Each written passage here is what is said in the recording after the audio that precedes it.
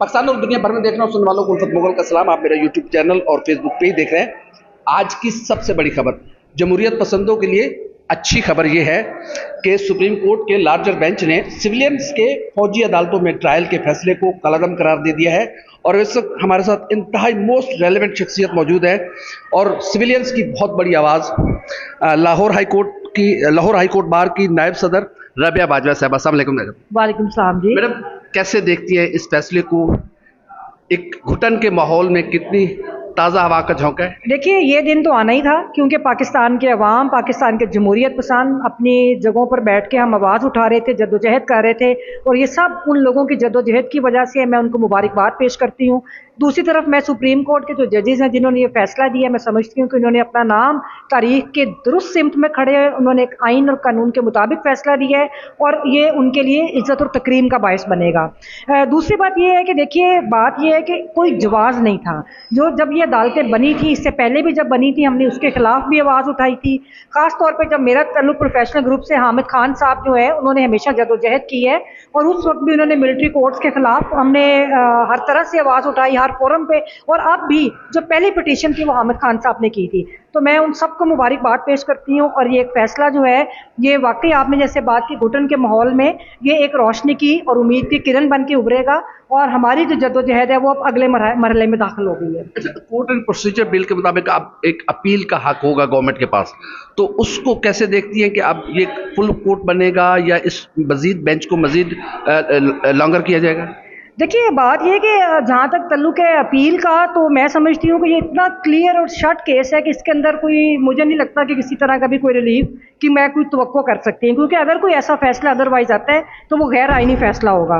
तो बहरहाल एक फ्रीक का राइट है, अगर वो अपील करना चाहता है तो वो अपील करे, लेकिन बेहतर यही होगा अगर आप पाकिस्तान को आगे चलाना चाहते हैं तो आपको पहले शर्मिंदगी होनी चाहिए बजाय इसके कि आप आगे अपील के मरहले की तरफ जाएँ।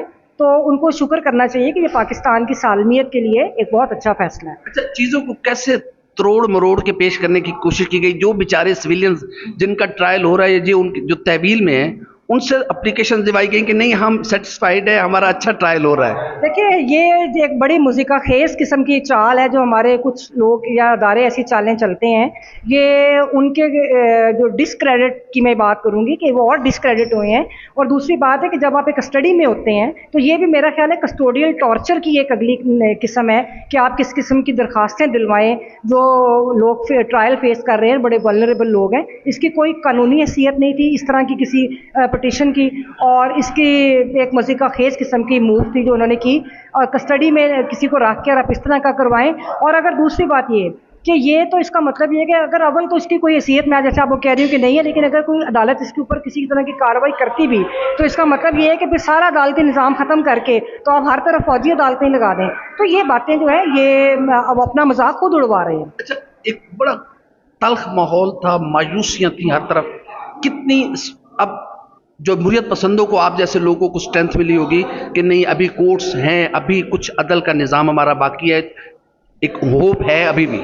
देखिए, बात यह है कि हम एक रियासत में रहते हैं, उसके अंदर बहुत सारे चैलेंजेस हैं, बहुत सारे संगीन नौयत के मामलात हैं जो इंसानी हकूक़ के हवाले से जो हमें फेस करने पड़ते हैं। लेकिन आपने देखा कि जदोजहद हमेशा जारी रही है और उस जदोजहद, चाहे आप अपनी जगह पे आवाज़ उठा रहे हैं, लेकिन उनको कभी ज़ाया नहीं जाती। और मैं बतौर एक्टिविस्ट भी ये समझती हूँ कि जो आपकी आवाज़ होती है, जो स्ट्रगल होती है, ह्यूमन हिस्ट्री है पूरी, कि स्ट्रगल जो होती है वो आगे की तरफ लेकर जाती है। अगर हम ये स्ट्रगल भी ना करते तो मेरा ख्याल है कि ये एक बिल्कुल कब्रिस्तान वाला माहौल था पाकिस्तान के अंदर। लेकिन मैं हमेशा ये कहती हूँ, हम लड़ रहे हैं, हम आगे भी लड़ेंगे और आखिरी फतह जो होगी वो पाकिस्तान के अवाम की होगी। अच्छा, मेरी एक सवाल। पहले कुछ आवाज़ें जैसे हमारी वकला बिरादरी हो गई, सहाफ़ी हो गए, दानिशवर हो गए, कलमकार हो गए, शायर हो गए, मुख्तलिफ जो सोसाइटी के ऑर्गन्स हैं वो आवाज़ उठाते थे तो फिर एक पूरी मुकम्मल आवाज़ आती थी। आज मैं देख रहा हूँ सिर्फ वकला बिरादरी आवाज़ उठा रही, बाकी आवाज़ें मदम पड़ गई हैं। ये कितना अफसोसनाक है और इस पर कितनी आप कोशिश करेंगे कि इस जो सो गया आर्गन इसको कैसे जगाया जाए। देखिए, ये तो एक आप दौर से मैं ज़्यादा अगर हम देखें तो जायज़ा लें तो पता चलता है कि पाक सोसाइटी को डीपोलिटिसाइज़ करने की हर कोशिश की गई। रियासती जबर हर दौर में रहा और उस वजह से अब जो आपकी पूरी रियासत है वो डीपोलिटिसाइज़ हुई। ना ट्रेड यूनियंस है, ना तलबा यूनियंस हैं, ना कोई और ऐसा अदारा एग्जिस्ट करता है कि जो कि आवाज़ उठाए। आज आप देख लें, हम वकला के साथ भी यही कुछ कर रहे हैं कि वो आवाज़ दबाने की कोशिश करते हैं, लेकिन मैं सलाम पेश करती हूँ लीगल फ्रेटर्निटी को कि जिसने हर दौर में जबर के खिलाफ अपनी आवाज़ उठाई है। और ये आप माजी में अगर जायज़ा लें तो उस वक्त बल्कि मैं एक शिकवा करूँगी पाकिस्तान के जो दीगर तबकात हैं, दानिश्वर तबकात हैं, जिसमें लिखारी भी हैं, जिसमें शायर भी हैं, कि पहले ये होता था कि वो अपना किरदार अदा करते थे, जिसकी वजह से एक पूरी एको बन जाती थी। एक पूरा सिस्टम ऐसा होता था कि जहाँ पर मुज़ामती शायरी भी होती थी, जहाँ पर ड्रामे भी ऐसे लिखे जाते थे, अदब होता था, फिर ट्रेड यूनियंस, मुख्तलिफ किस्म के जो दानिश्वर तबकात, लेकिन अब अनफॉर्चुनेटली वो नहीं है। लेकिन फिर मैं कहूँगी कि आप प्लीज़ आप लोग सारे हमारे साथ आके खड़े हों।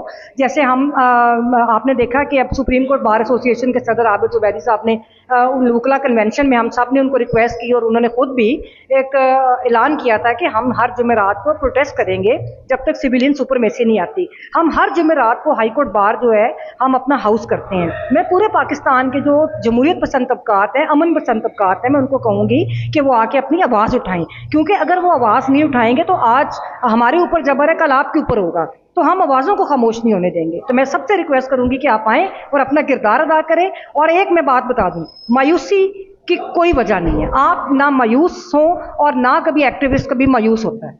बहुत शुक्रिया मैडम रबिया बाजवा साहब हमसे बात करी थी। उनका कहना है कि ये फैसला घुटन के माहौल में ताज़ा हवा का एक झोंका है। जद्दोजहद कभी ज़ाया नहीं जाती, स्ट्रगल कभी ज़ाया नहीं जाती, बल्कि आहिस्ता आहिस्ता आगे बढ़े और अपनी मंजिल को हासिल करें, क्योंकि निहत्ते ज़हर है, जद्दोजहद ही कर सकते हैं। अगर आपके पास कोई लाठी कोई बंदूक नहीं है तो इसके अलावा आपके पास और क्या है कि आप अपनी आवाज़ बुलंद करें। आवाज़ हमेशा बुलंद करते रहें। जिस दिन ये आवाज़ दब गई उस दिन मुआशरा भी मर जाएगा। हमारी वीडियो आपको कैसी लगी, लाइक करें, कमेंट करें, सब्सक्राइब करें, बेल आइकन को बटन दबाएं ताकि जो भी हमारी वीडियो है सबसे पहले आप तक पहुंचे। अल्लाह हाफ़िज़।